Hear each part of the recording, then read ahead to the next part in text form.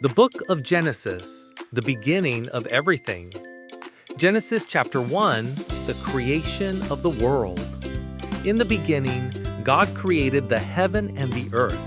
The earth was empty and dark, and there was nothing but God's Spirit moving over the waters. In the beginning, God created the heaven and the earth. Genesis 1:1. On the first day, God said, "Let there be light," and there was light. God saw that the light was good, so he separated the light from the darkness, calling the light day and the darkness night. This was the first day. On the second day, God made the sky, dividing the waters above from the waters below. He called the sky heaven, and God called the firmament heaven. Genesis 1:8. On the third day, God gathered the waters together so that dry land appeared. He called the dry land earth, and the gathered waters seas. Then God created plants, trees, and all kinds of green plants, each to bear fruit and seeds after its kind. And God saw that it was good. Genesis 1:12. On the fourth day, God created the sun to rule the day and the moon to rule the night.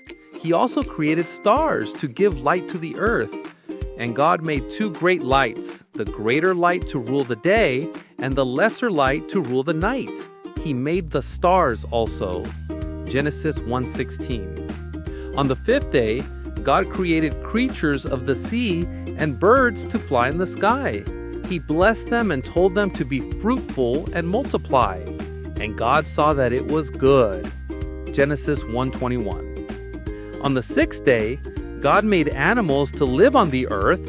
Then God created man in his own image. He created them male and female, and he told them to fill the earth and take care of it. And God said, "Let us make man in our image, after our likeness, and let them have dominion over the fish of the sea, and over the fowl of the air, and over all the earth." Genesis 1:26. On the seventh day, God rested from all his work. He blessed the seventh day and made it holy. And God saw everything that he had made, and behold, it was very good. Genesis 1:31. Chapter 2. The creation of man and woman. These are the generations of the heavens and of the earth when they were created. Genesis 2:4. God formed man from the dust of the ground and breathed life into him. He placed him in a beautiful garden called Eden, where there were many trees, including the tree of life and the tree of knowledge of good and evil. God told man to take care of the garden and warned him not to eat from the tree of knowledge, for if he did, he would surely die. And the Lord God commanded the man, saying, "Of every tree of the garden thou mayest freely eat, but of the tree of the knowledge of good and evil thou shalt not eat of it, for in the day that thou eatest thereof thou shalt surely die." Genesis 2:16-17. God saw that it was not good for man to be alone, so he created woman from one of man's ribs. He brought her to the man, and Adam said, "This is now bone of my bones and flesh of my flesh. Therefore shall a man leave his father and his mother, and shall cleave unto his wife, and they shall be one flesh." Genesis 2:24.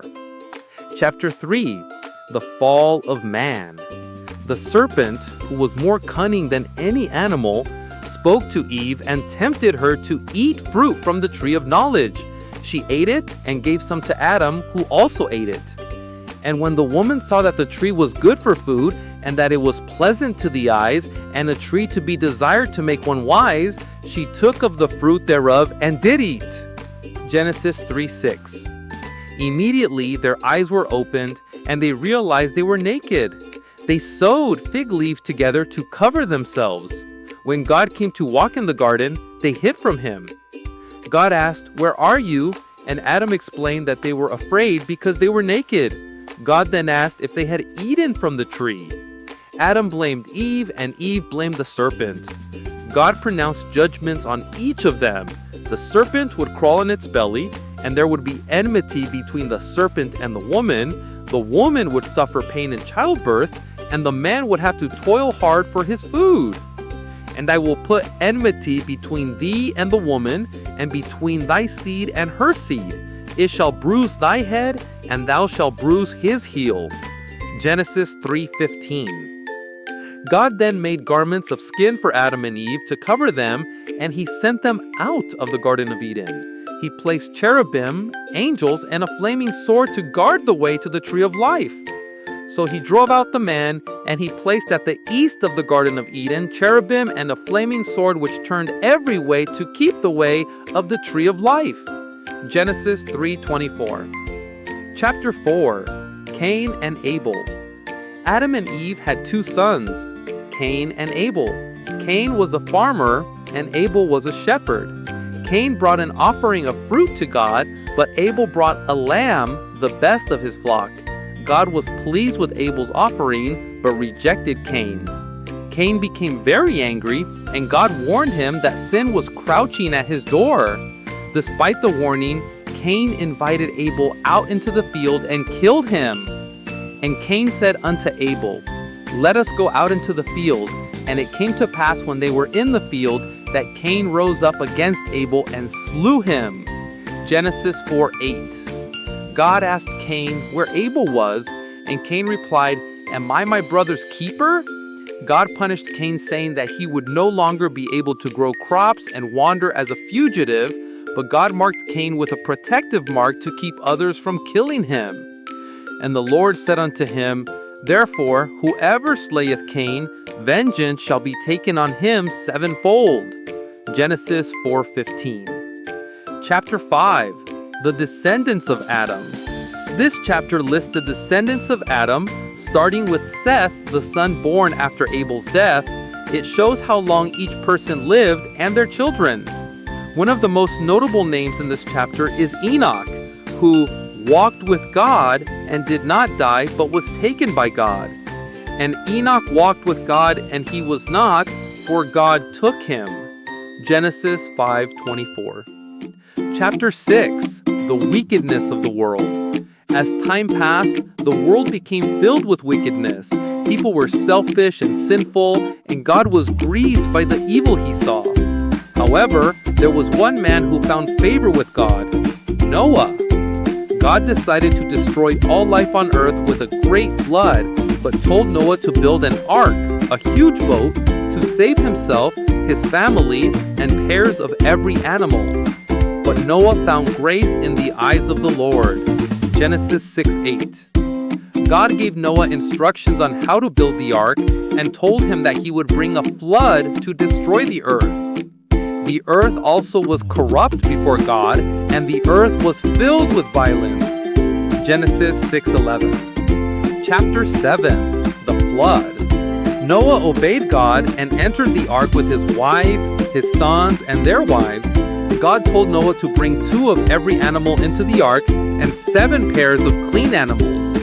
The rain began, and the flood waters covered the earth, rising high above the mountains. The flood lasted for 40 days and 40 nights. And the waters prevailed and were increased greatly upon the earth, and the ark went upon the face of the waters. Genesis 7:18. Be sure to check out our next video, where we pick up the story of Noah with Genesis chapter 8. Thanks for watching.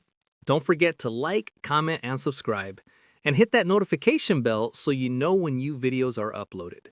Have a blessed day.